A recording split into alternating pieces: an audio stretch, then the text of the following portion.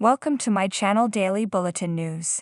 Nicole and EJ make two very different vows about Sloan, while Melinda gets the upper hand with Rafe. In today's Days of Our Lives, Melinda gasps in disbelief that Rafe is going to arrest her. He snaps that got her attention, then starts yelling that she lied to him about Jude, and you are in this up to your neck. Melinda scoffs even when Rafe tells her he learned she lied from Eric. Whatever legal action she took on behalf of Sloan falls under client-attorney privilege, she snaps, before Rafe says she can go with him downtown for booking. He starts reading Melinda her rights, that snaps at her as she tries to stop him that she's a criminal and she will be punished, even at your sister's expense. Melinda asks, stopping him cold. What does that have to do with Gabi? Rafe wonders. Melinda rehashes the new evidence about Gil and Gabi. It's compelling if Rafe has the book. Right now, she's got it for safekeeping. They wouldn't want anything to happen to it, would they? Rafe gapes that she's blackmailing the commissioner.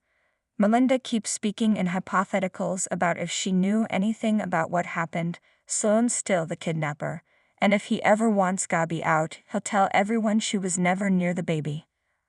Outside of the pub, Leo tells EJ that him wanting to keep the truth about Jude silent makes no sense. Why did you pay me all that money just to keep me from your own son? Fine, EJ sighs, he'll tell Leo the truth. He didn't want Nicole to learn the truth about Jude until he was absolutely certain.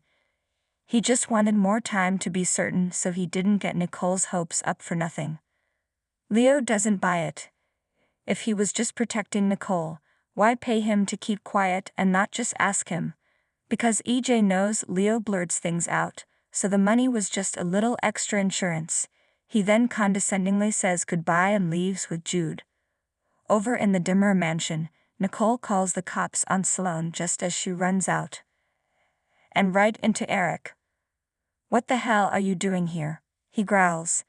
Nicole shrugs that Sloan wanted a truce, but she told her to go to hell.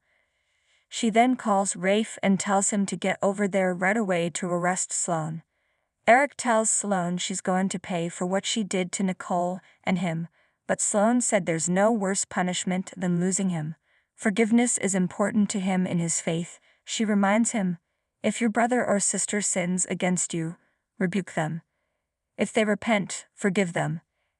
Eric looks thoughtful, but says nothing. She then insists she did what she did out of love, which gets a furious reaction from Eric. Out of love. It was cruel and deluded.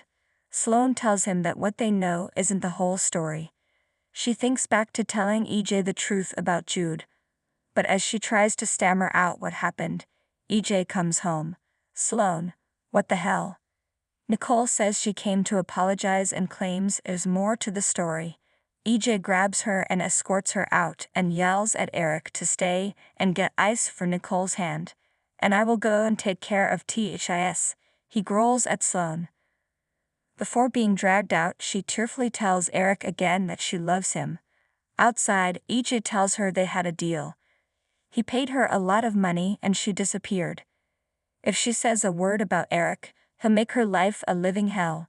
Sloan doesn't want to live her life in fear, and thought she could convince Nicole to forgive her and understand. EJ mocks her hopes to face and snarls at her to take the money and disappear.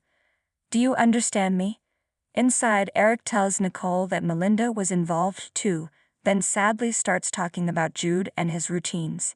He admits it's hard being around Jude, so he's going to go catch up with EJ and make sure Sloan's taken care of. Nicole, he says, should just worry about making up for lost time. With your son. He walks out. Stefan and Kristen, meanwhile, are meeting in the Horton Square for a not-so-secret talk. Stefan tells his sister that Melinda screwed him when he tried to get her to reopen Gabi's case. They need more evidence to reopen the case. Lee's blood on Gil's book wasn't enough. Stefan says it's up for Kristen to figure out how to get Trask to play ball, at least if she wants the Dimmer CEO's seat. She thinks a moment. I've got it. Didn't Melinda have a crush on Stefan at one point? All he has to do is rekindle that attraction. Seduce her and she'll do what he wants. Stefan hates the plan, but Kristen reminds him that all that passion for Gabi didn't stop him from sleeping with Ava. He tries playing dumb, but Kristen tells him it would have been crazy if he hadn't slept with Ava. How did you know? Ava's not that discreet, Kristen whispers. She just spit it out.